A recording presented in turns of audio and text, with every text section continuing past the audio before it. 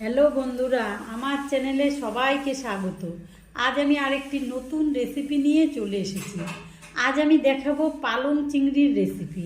তার জন্য আমি পালং শাক নিয়েছি আর চিংড়ি মাছ নিয়েছি। এখন আমি পালং শাকটাকে অল্প গরম জলের মধ্যে সেদ্ধ করে নেব।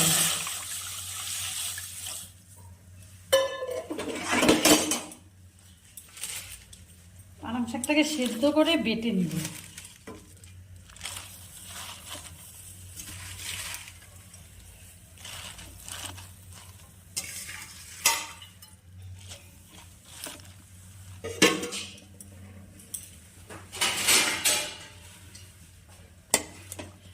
এটাকে ভালো করে সিদ্ধ করে নিই।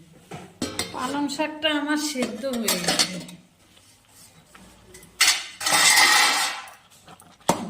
এটা ভালো করে সেদ্ধ হয়ে গেছে। এখন এটাকে তুলে নিব। তুলে আমি বেটে নিব এটাকে।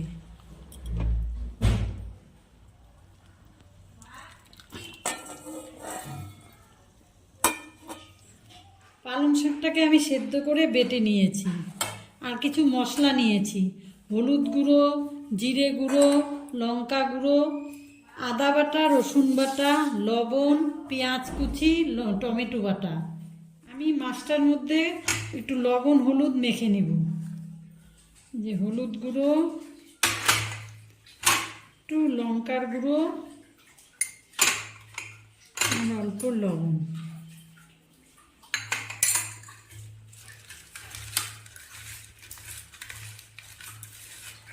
এটাকে এখন ভেজে নিব।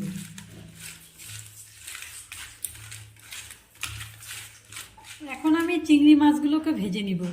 কড়াইটা আমার গরম হয়ে গেছে, কড়াইতে সর্ষের তেল দিয়ে দিলাম। তেলটা গরম হয়ে গেছে, মাছগুলো সব দিয়ে দিব।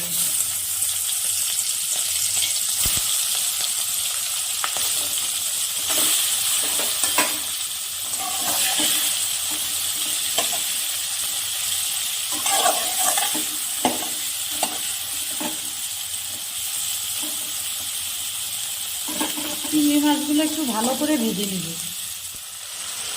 মাছগুলো আমার লাল করে ভাজা হয়ে গেছে। এখন আমি এগুলো তুলে নেব সব।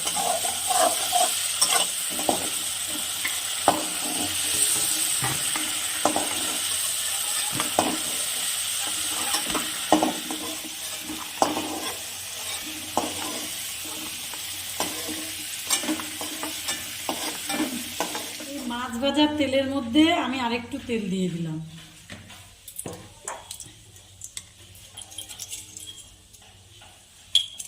এবার আমি তাতে গোটা গরম মশলা ফোড়ন করে নিচ্ছি।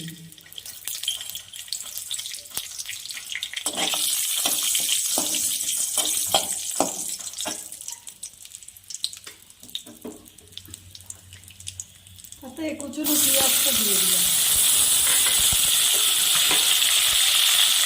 পেঁয়াজটাকে আমি একটু লাল করে ভেজে নেব।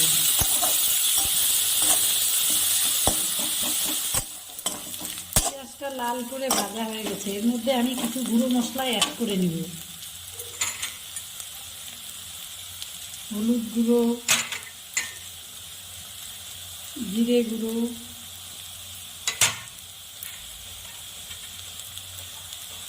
লঙ্কা গুঁড়ো।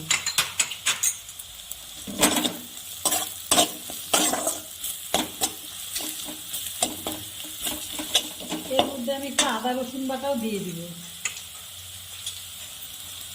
আদা বাটা, রসুন বাটা, টমেটো বাটাটাও দিয়ে দেব। এবার এটাকে আমি ভালো করে কষিয়ে নেব।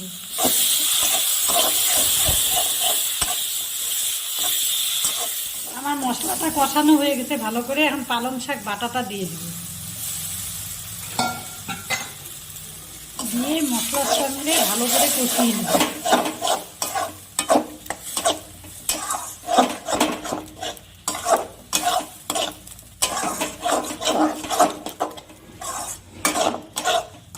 আমি এর মধ্যে অল্প লবণ দিয়ে দিচ্ছি।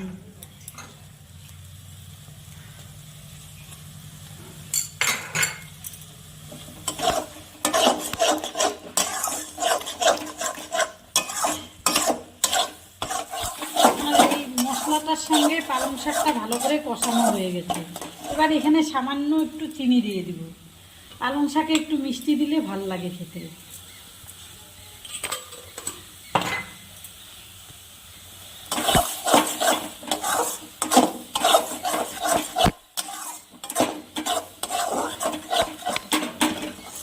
এবার জল দিয়ে দিব পরিমাণ মতো।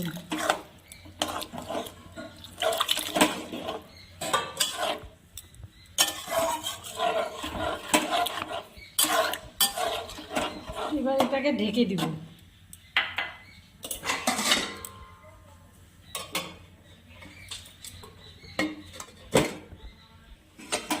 আমি এখন ঢাকনাটাকে তুলে নিলাম। আমার পালং শাকটা ফুটে গেছে। এবার এখানে আমি চিংড়ি মাছগুলো দিয়ে দিব।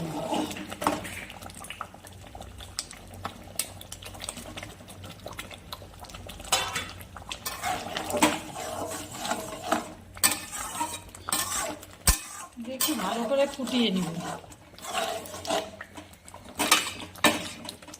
আমার চিংড়ি মাছ দিয়ে পালং শাকের রেসিপিটা হয়ে গেছে। এখন এখানে গরম মশলার গুঁড়ো দিয়ে নামিয়ে নিব। তো গরম মশলার গুঁড়ো দিয়েছি, এখন এটা নামিয়ে দেবো। রান্নাটা আমার কমপ্লিট।